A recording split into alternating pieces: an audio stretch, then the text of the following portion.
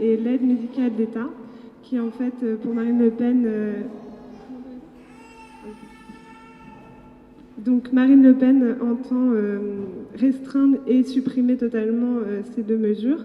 Donc elle entend restreindre le RSA en le réservant aux seuls nationaux. Donc la solidarité nationale ne serait plus applicable aux étrangers communautaires comme non communautaires.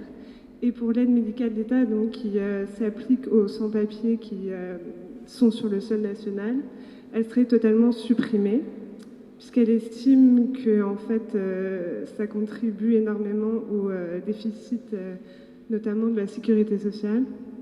Donc,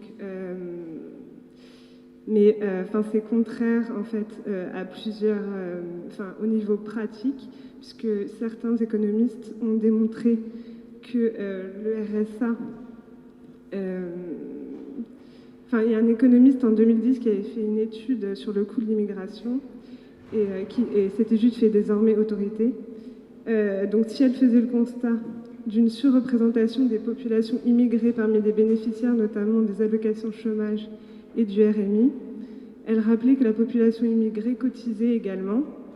Or, concluait l'étude, du fait de la structure d'âge différente de la population immigrée plus jeune, la contribution nette globale de l'immigration au budget de l'État serait ainsi positive et de l'ordre de 12 milliards d'euros pour l'année 2005.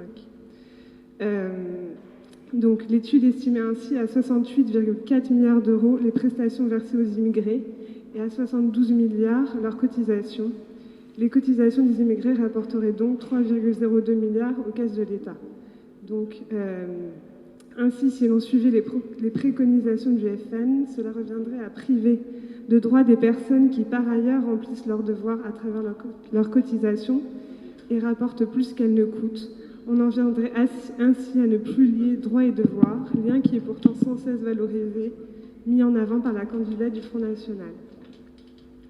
Concernant l'AME, donc l'aide médicale d'État, il faut inviter Marine Le Pen à lire les rapports produits en 2010 par l'Inspection générale des finances et l'Inspection générale des affaires sociales. Si ce rapport confirme bien que le budget total de l'AME est en constante augmentation, il rappelle surtout que l'AME est un dispositif de financement des hôpitaux et des structures de soins.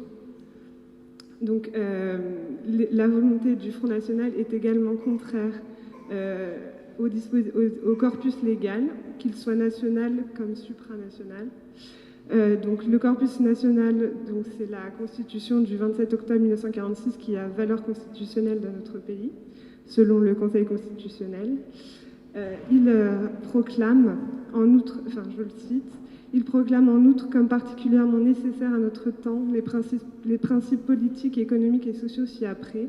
La nation garantit à tous la protection de la santé, la sécurité matérielle, le repos et les loisirs.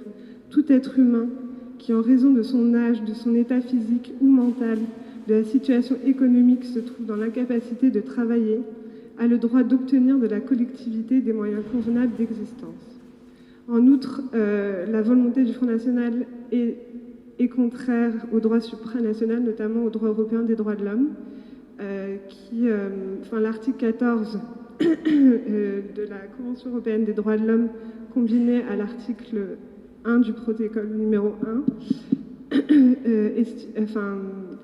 interdit toute discrimination qui serait basée notamment sur l'origine des personnes. Ainsi, dans un arrêt de 1996, la CEDH estime que cela s'applique aux prestations sociales. La Cour a en effet considéré que les prestations sociales constituent un droit patrimonial, droit protégé par l'article 1er du protocole numéro 1, et que la condition de nationalité de la personne en l'espèce, opposée à la personne en l'espèce, violait le principe de non-discrimination.